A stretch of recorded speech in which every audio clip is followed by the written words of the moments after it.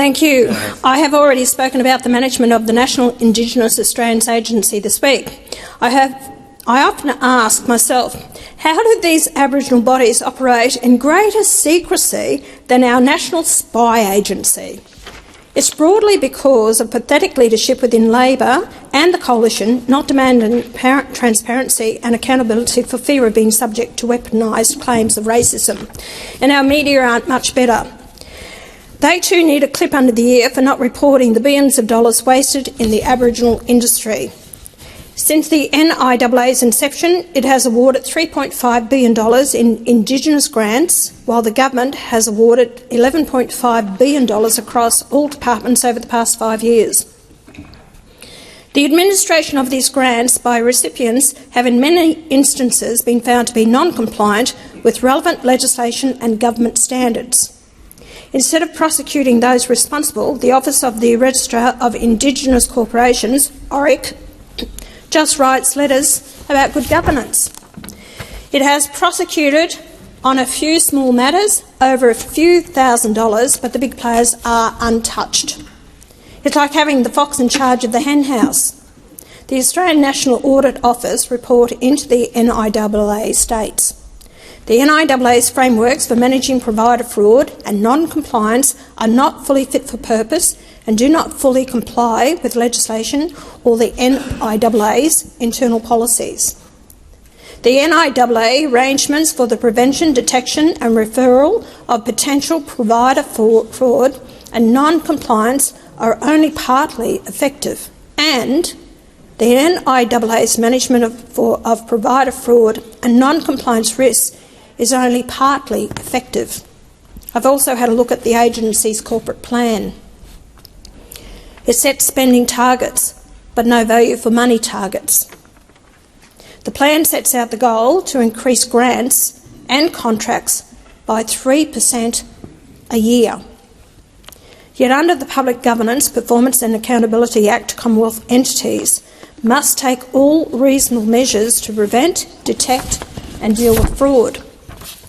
Under the Commonwealth grants rules, these grants must have an outcomes orientation, provide value for money and meet probity and transparency requirements.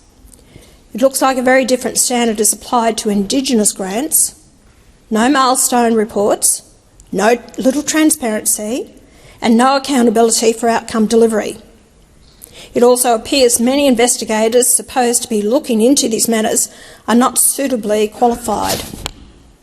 Until we learn the truth about how these grants are managed to prevent fraud, Australians can't vote for a voice to Parliament. We can't protect this industry in the Constitution.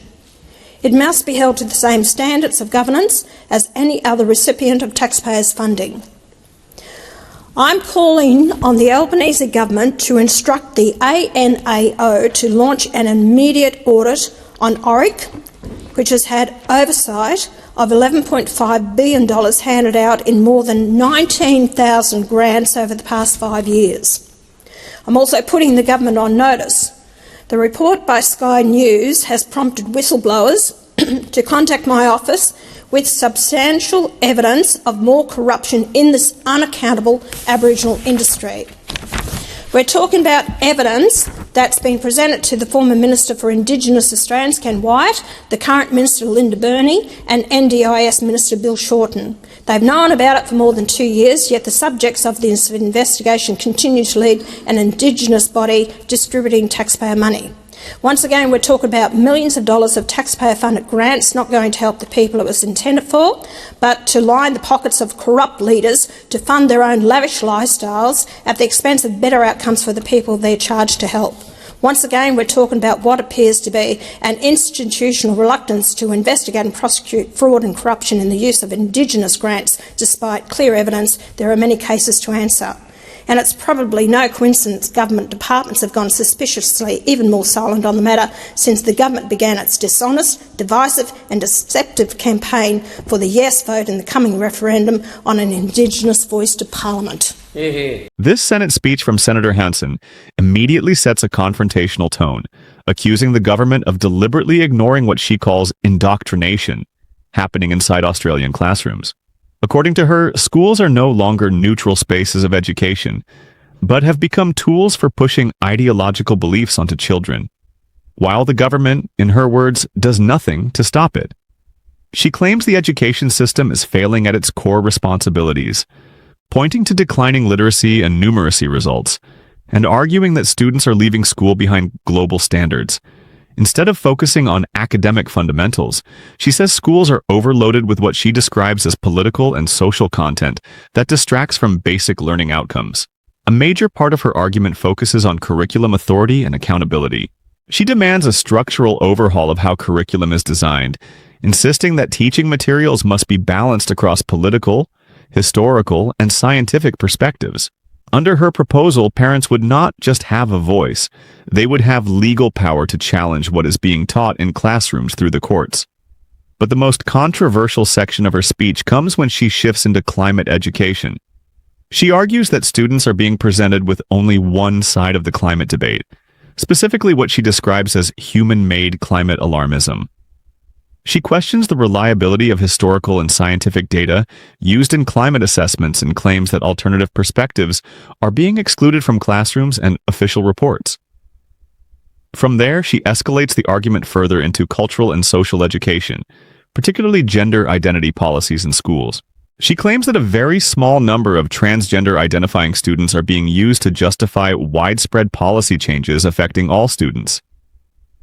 She highlights issues like unisex toilets, gender-neutral policies, and curriculum content as evidence that schools are prioritizing ideology over parental consent.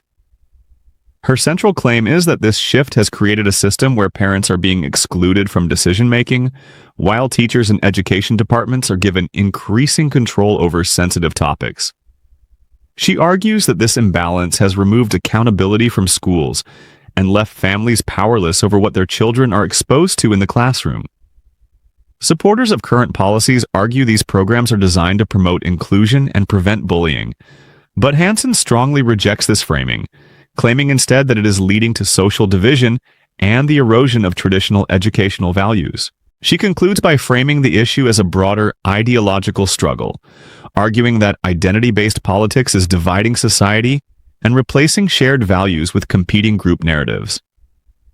In her view, education should return to core academic subjects and shared national identity, while parents should regain full authority over what their children are taught. The speech ultimately positions itself as a call for systemic change, not just in curriculum design, but in the balance of power between government, schools, and parents.